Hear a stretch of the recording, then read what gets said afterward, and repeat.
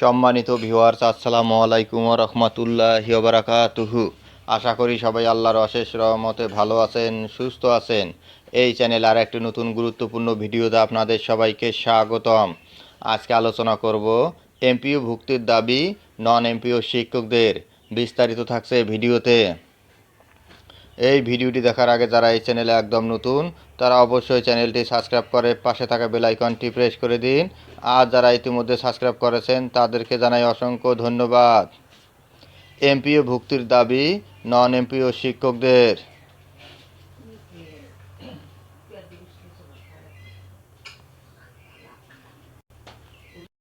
MPO নীতিমালার শর্ত শিথিল করে একযোগে নন এমপিও শিক্ষা প্রতিষ্ঠান এমপিও ভুক্তির দাবি জানানো হয়েছে। রোববার 1 ডিসেম্বর প্রেস ক্লাবে নন এমপিও শিক্ষা প্রতিষ্ঠান শিক্ষক কর্মচারী পরিষদের কেন্দ্রীয় কার্যনির্বাহী কমিটি আয়োজিত এক আলোচনা সভায় এ দাবি জানানো হয়।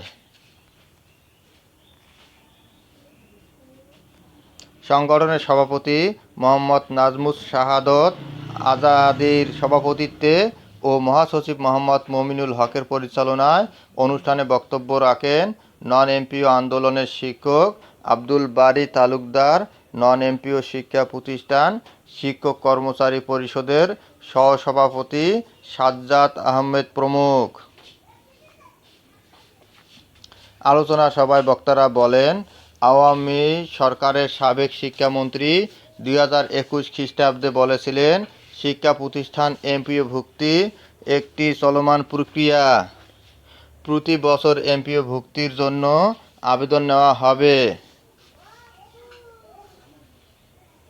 কিন্তু দুঃখের বিষয়, গত 4 বছরে কোনো আবেদন নেওয়া হয়নি। বরং রাজনৈতিক প্রভাব খাটিয়ে বিশেষ বিবেচনায় অনৈতিকভাবে শতাধিক শিক্ষা প্রতিষ্ঠান এমপিওভুক্ত করা হয়। আবেদন না নেওয়ায় বহু শিক্ষা প্রতিষ্ঠান বন্ধ হয়ে গেছে। কারণ দীর্ঘ 20 থেকে 25 বছর ধরে বিনা বেতনে কেউ চাকরি করতে পারে না। বক্তারা আরও বলেন, 5 আগস্ট ছাত্র জনতার বিপ্লবের পর গঠিত অন্তর্বর্তীকালীন সরকার দেশের সর্বস্তরে বৈষম্য নিরসনে কাজ করছে। নন এমপিও শিক্ষক কর্মচারীরা দেশের মধ্যে সবচেয়ে বেশি বৈষম্যের শিকার।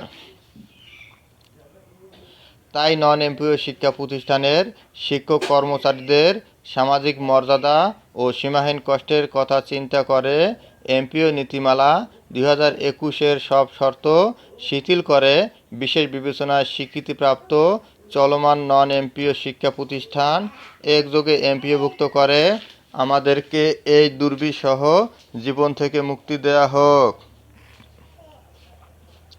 তারা বলেন, আমরা নন এমপিও শিক্ষকরা কোটা সংস্কার আন্দোলনের শুরু থেকেই শিক্ষার্থীদের পাশে থেকে আন্দোলনে যুক্ত ছিলাম। অন্তর্বর্তীকালীন সরকার গঠনের পর থেকে আমরা এই সরকারের সব কার্যক্রমকে সমর্থন জানিয়ে এসেছি। সরকারের কাছে মানবিক বিবেচনায় স্বীকৃতিপ্রাপ্ত সব নন এমপিও শিক্ষা প্রতিষ্ঠান এমপিও ভুক্তির আহ্বান জানাচ্ছি। ধন্যবাদ জানিয়ে বিদায় নেওয়ার আগে আবারও অনুরোধ জানাই, যদি ভিডিওটি ভালো লাগে এবং সর্বশেষ শিক্ষামূলক আপডেট ভিডিও পেতে চান তাহলে অবশ্যই চ্যানেলটি সাবস্ক্রাইব করুন। ধন্যবাদ সবাইকে।